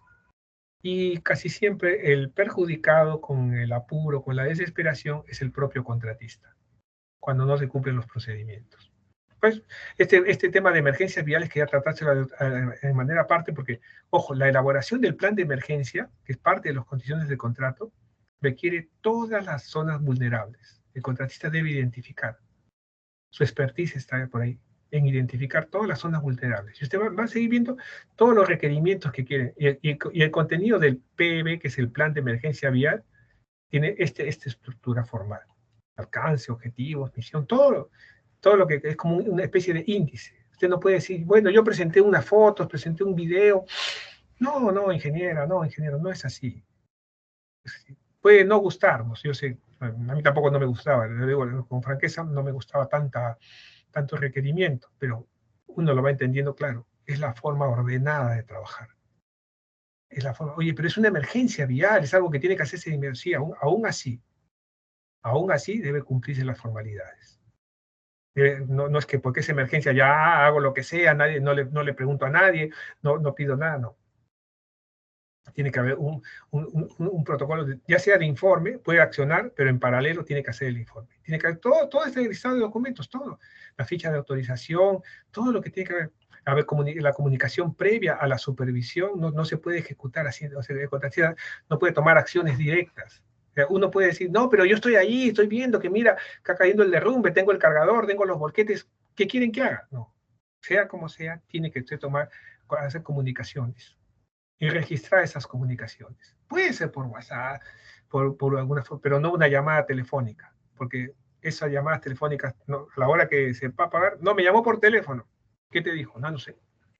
No, eso no es válido. Y hay un acápite especial del procedimiento. Ante la ocurrencia, pues primero hay que hacer que debe ser atendida con la prontitud, sí, pero el contratista debe implementar el mecanismo de monitoreo para que se haya propuesto en el plan de emergencia vial. No se puede improvisar. Correcto, hay que actuar con prontitud, sí, pero de acuerdo a un mecanismo. ¿Y dónde está ese mecanismo? En el plan de emergencia vial. ¿Y ese plan de emergencia vial dónde aparece? Aquí.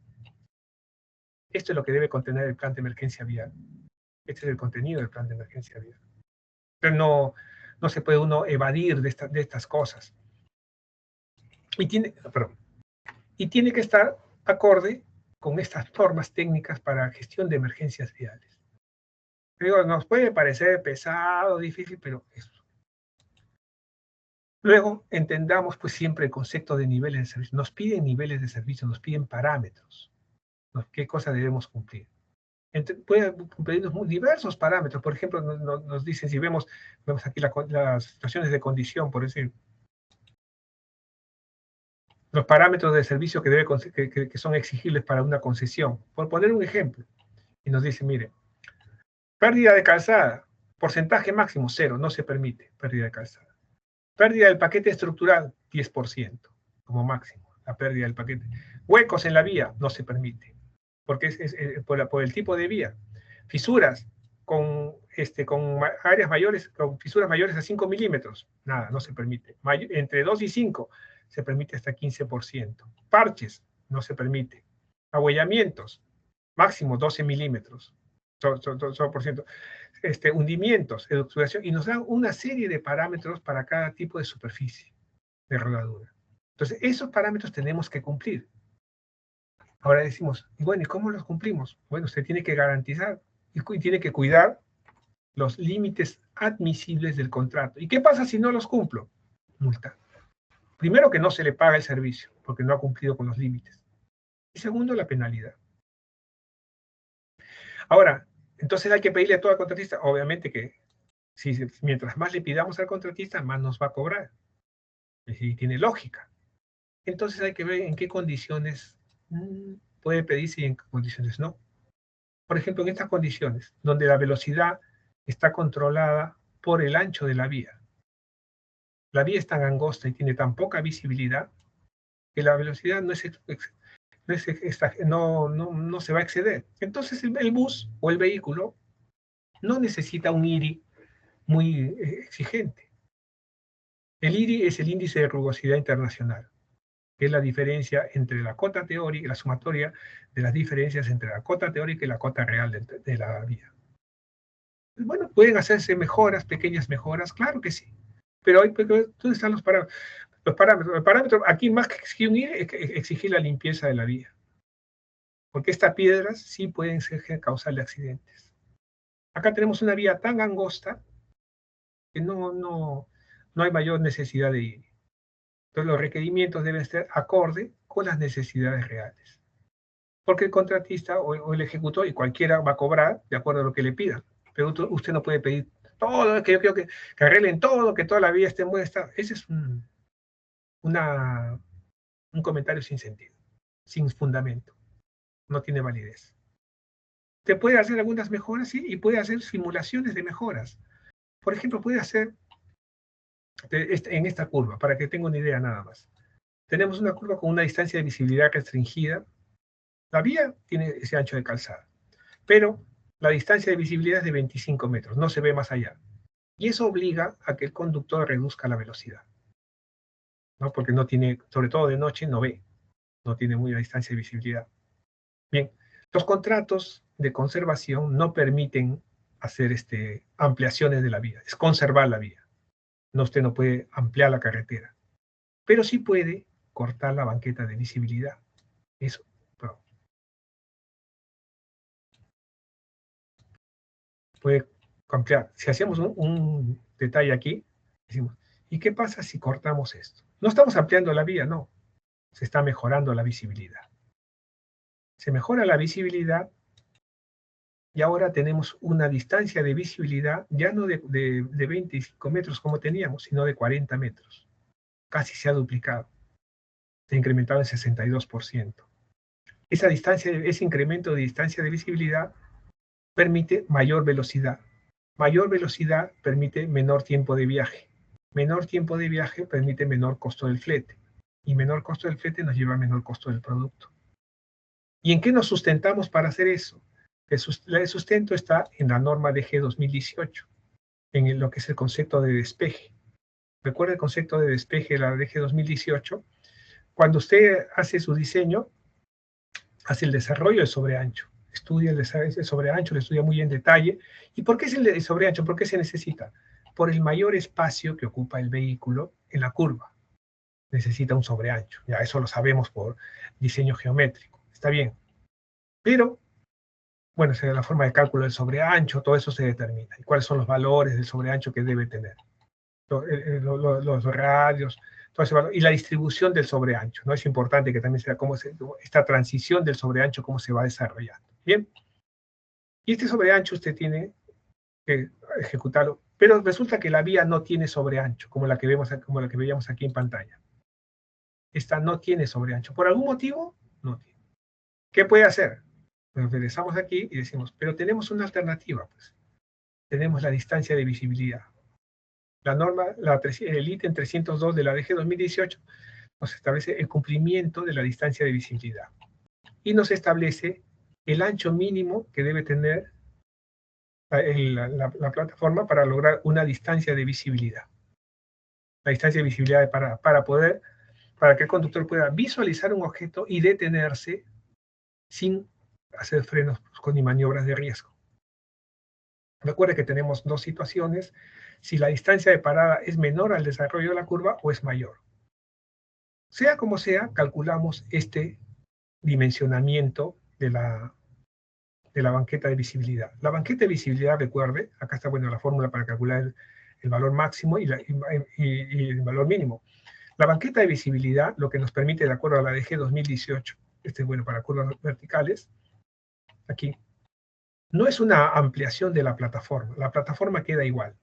No está cambiando. Lo que está cambiando es la visibilidad. Estamos haciendo un corte en una curva cerrada para incrementar la visibilidad. El conductor ahora tiene mejor distancia de visibilidad y por tanto la vía es más segura.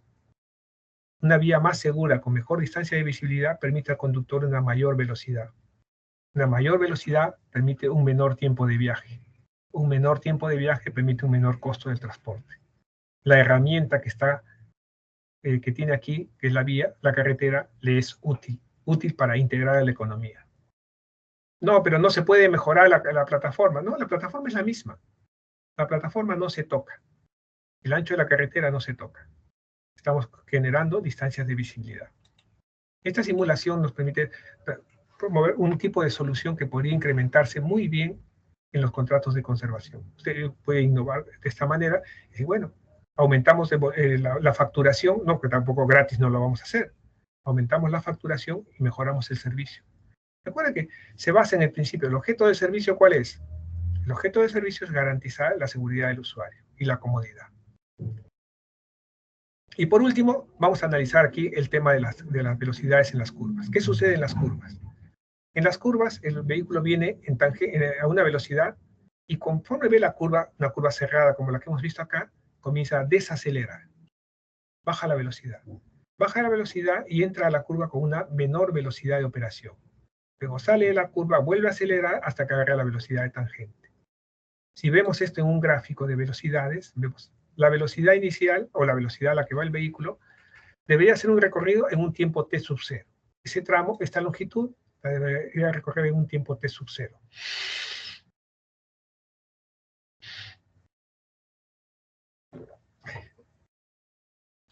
Sin embargo, por efecto de la reducción de velocidades, el tiempo se va incrementando. Al reducir la velocidad, el tiempo se incrementa. Entonces, lo que hay que evaluar es, bueno, ¿qué tanto se pierde aquí el tiempo por no tener visibilidad? ¿Cuánto mejoraríamos la velocidad? Los estudios del Banco Mundial, el BIT ha hecho diversos estudios sobre esto y ha demostrado que si se duplica el costo de transporte, el comercio se reduce un 80%. Es tremenda la caída de la actividad comercial por la pérdida, por la reducción del costo de transporte. Nuestro país, que es un país básicamente carretero, y que la mayor parte de actividades se desarrollan por carretera, es muy importante conservar el costo del transporte. Cuidar ese costo de transporte. No solamente es decir, bueno, sí, mira, la carretera esté viviendo, sino hay que entender la importancia que tenga que la carretera esté en buen estado. Porque el costo de transporte reduce la tasa de crecimiento de un país en 50%. El costo de transporte incrementa el valor del producto del 8.5 aproximadamente en 8.5 del costo de importación. ¿Cuánto cuesta un producto en llegar? El producto cuesta 100 soles, ya, pero ¿con qué precio llega a su destino? Bueno, por transporte, más o menos es el 8.5% del costo total del producto de importación.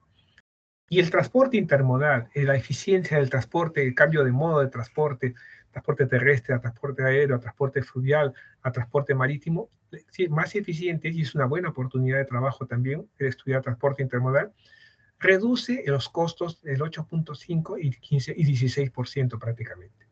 Hay un factor clave que es el costo de transporte. Por eso debemos estudiar la implicancia que tiene reducir las velocidades. Reducir las velocidades en forma forzada tiene mucha implicancia. Y vemos el caso más patológico que es las jivas. Las jivas es una de las peores condiciones quizás. Porque ¿qué sucede en la jiva? El vehículo que debería venir y debía desarrollar la curva así, a una velocidad constante, ¿qué hace? Encuentra, viene el vehículo, ve la jiva y comienza a desacelerar. Llega a la jiva y pasa con una velocidad casi de cero, porque pasa la jiva. Pasa la jiva y comienza a acelerar y entra en la curva. Pero al salir de la curva encuentra con otra jiva. Encuentra con otra jiva y nuevamente desacelera. Pasa a una velocidad muy baja, o de cero prácticamente, pasa la jiva y recién va recuperando la velocidad. Si vemos esto en un diagrama de velocidades, la figura es así. Ese tiempo t sub 0, que debió demorarse a una velocidad constante, se convierte en un tiempo t sub 1. ¿Por qué? Porque el vehículo ve la jiba y comienza a disminuir la velocidad. se va acercando a la jiba. Pasa la jiba, el tiempo sigue pasando, el tiempo es implacable. Pasa la jiba, luego arranca el vehículo, comienza a incrementar la velocidad, va incrementando, pero ve la jiba de salida. Ve la jiba de salida, reduce otra vez la velocidad, pasa, el tiempo sigue pasando, luego comienza a acelerar hasta que recupera su velocidad, la velocidad que debió tener siempre. Pero hasta eso hay un incremento de tiempo. ¿Cómo valoramos esto? Pues este mayor costo del tiempo de transporte es la diferencia de tiempo, esta diferencia de tiempo. Pero eso será 30 segundos, 40 segundos, un minuto, sí. Si fuera una sola curva, sí. Y si fuera un solo vehículo el que pasara. Pero si multiplicamos eso por el número de vehículos que pasan en el tiempo y por el costo de operación, vamos a pensar que demora un minuto para redondearlo. Y pasan 10 millones de vehículos en el tiempo, en los años, en los 8 o 10 años que van a pasar 10 millones de ida y de vuelta en total. ¿Cuánto es el costo de operación? 100 soles por hora. Pues hacemos el cálculo y vemos cuánto cuesta el transporte. Comparamos cuánto nos costaría ampliar el radio de la curva o mejorar la curva. ¿Cuánto nos costaría? Y hacemos un análisis. Mayor costo de transporte, costo de ampliación. Y usted sustenta su decisión. No, las decisiones no se sustentan así en improvisaciones. Este tema de las jibas es muy, digamos, contradictorio con el objetivo que tiene la vía. Porque mire, nos preguntamos, ¿para qué hemos hecho la mejora en la superficie de la vía? Para que el vehículo vaya más rápido, ya. ¿Y para qué ponemos la jiba? Para que vaya más despacio. O sea, construimos para que vaya más rápido, pero le ponemos una barrera para que vaya más despacio. No tiene lógica. ¿No sería más lógico mejorar la curva? Es que la curva es muy cerrada, no es más lógico mejorar la curva en lugar de castigar y obligar al usuario a que asuma ese costo de transporte, ese mayor costo de transporte. ¿No es mejor que la entidad, la institución construya la carretera o mejore la curva?